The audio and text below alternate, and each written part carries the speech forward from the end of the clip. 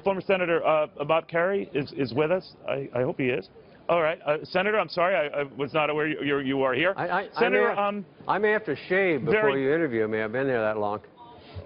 I'm kidding. Oh man, oh man. Okay, you have every right to be upset. But let me ask you, I know you're not too into that one thing or the other. But how do you think this day is going? This peaceful transfer of power, because whether you like Donald Trump or not, as you know, there are 60-plus congressmen who ultimately decided not to go to this, protesting this moment. What do you think of that? Well, you said it right. It's their right. They can make that gesture on behalf of their people. They get elected, and they'll stand by that decision. So it's not, they did it peacefully, they did it honestly, they did it straightforward. So I don't have any problem with it. Could it telegraph any trouble that a Trump administration is going to have working with Democrats, working with these same folks who decided not to show up for his inauguration? Or how will that go, you think? Well, look, every president discovers in a hurry that they don't have any votes up on the Hill. The president's created in Article 2 of the Constitution, not Article 1. So the president doesn't have a vote on any law, any budget, anything. And he's got a lot of authority, he's got a lot of power. But he needs those members of Congress, both Democrats and Republicans. Look, I love the pageantry. I love the peaceful transition of power. We have one more reason to thank George Washington and others who enabled us to have this sort of system. I mean, it's spectacular. I wasn't crazy about the speech. I sort of imagined what would it be like if I'm sitting there as a Democrat or a Republican, by the way. Some of the things he was saying about trade may make it more difficult for Republicans than for Democrats. So you got to get those votes.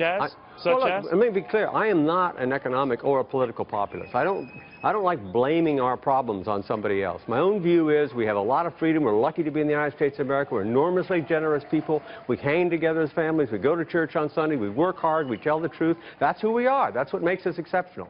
And there's no reason for us to be pessimistic about our future, blaming our problems on one person or another. It's a very difficult time in our economy. We have lots of problems and lots of challenges.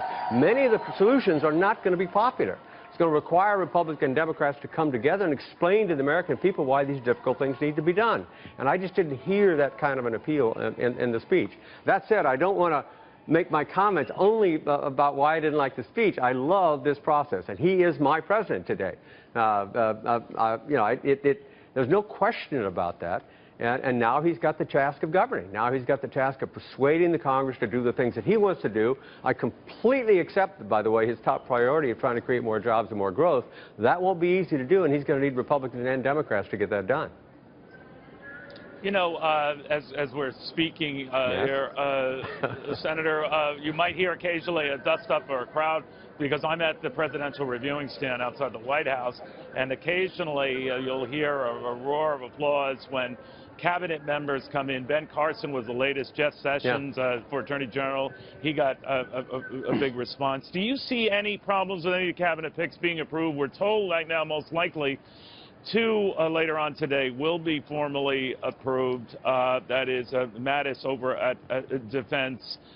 We might take Clark over at National Security. But I guess what I'm asking is, are you surprised we're not seeing more? And is that a problem? No, I mean, my guess is most of them will get, if not all of them, will get confirmed by the Senate. I just don't know. I don't have that kind of granular knowledge of what's going on in Washington yet. So the reason why I asked is that there had been some concern that Democrats felt that this process was being rushed.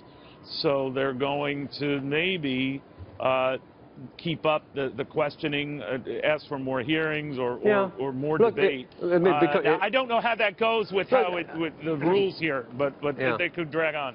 Well, look, these things never become precedent. But in fact, the matter is, it's in the nation's interest to hurry. Particularly in the national security side. The great vulnerability for the country is during these transitions.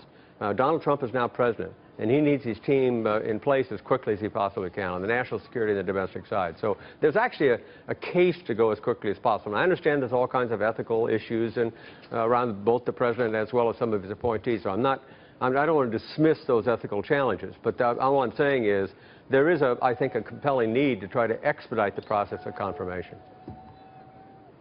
How do you think this president's going to do? I know, we all have opinions. One is no more promising than the next, but any gut call? I just don't know. I mean, I think the question is, will the tax cut and the infrastructure bill and the repatriation legislation, those three by themselves and some of the deregulation action he's proposing, they could produce more growth. In fact, I'd almost bet that they will. But I don't know. I don't understand macroeconomics as well as I should, I suppose. But if they do, if you get more growth and we're creating, let's say, 300,000 jobs and unemployment rate goes down, the president's going to have the wind to his back. On the other hand, unemployment goes up and that does not produce any more jobs. If the deficit goes up and it begins to see a cause and effect relationship between additional borrowing and our capacity to fund the government, then he could be in trouble. Senator, thank you very, very much. My pleasure.